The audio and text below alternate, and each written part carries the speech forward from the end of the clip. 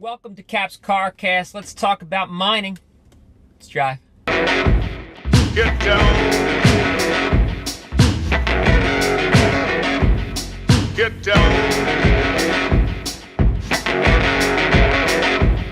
Get down.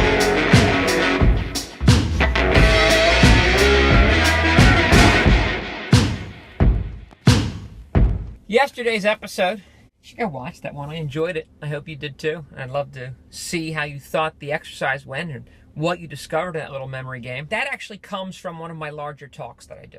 Okay, so I perform that exercise frequently in my larger kind of hands-on workshop-oriented type talk. By the way, it works phenomenally. It is the best catalyst to spark people's ideas and to really open people up to the whole concept of getting a little bit more emotional in the way they communicate. The reason that I share where the origin of that comes from is because that is, here's just for me again, I always kind of share what works for me. I hope that it works for you. Whenever I produce something larger, whether it's a more in-depth written piece or whether it's one of my talks, and typically I'll start with the talk because they are, a 45-minute talk has a lot of ideas packed into it. So I never do it in a vacuum. What I'll do is I will take that larger talk and I will start to dive into that to discern where we could find the more discrete pieces that we could examine a little bit more closely and then repurpose in ways that you saw yesterday. So again, that talk is a much larger, more engaging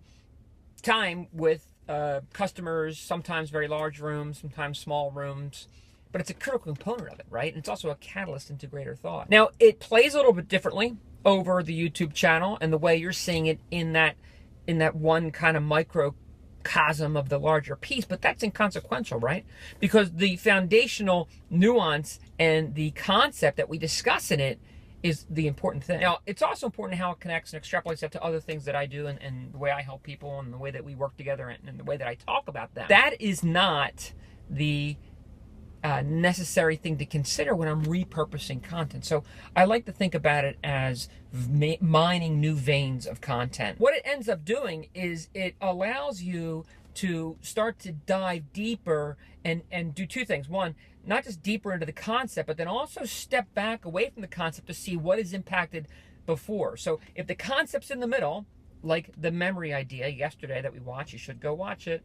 But the concept is this idea of memory and why we recall by memory and why emotion helps us recall.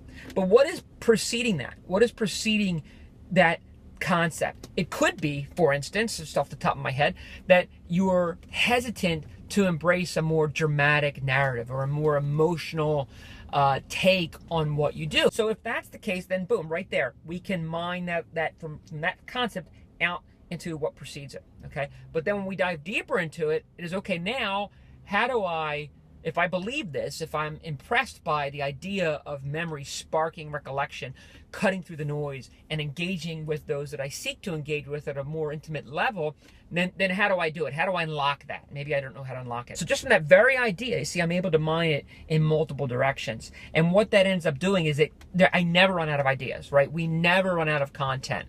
We never run out of excuses to create more and to place more out there. And volume is part of the game here, right? Obviously, you want it to be quality, but you certainly need a high level of quantity or else nobody ever is going to see what you're doing. These two today are uncharacteristically linked. Usually I don't connect to like I do right now, but I'd like you to go look at yesterday's, okay?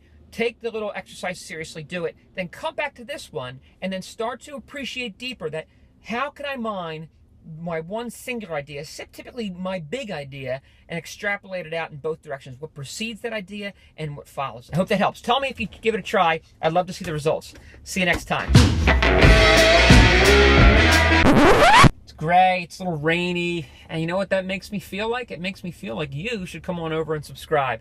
Because I was going to say something cheesy like the sun will always come out, but that's ridiculous. I don't know what I want to say other than I'd love to have you. So come on over and I will see you next time on the ride.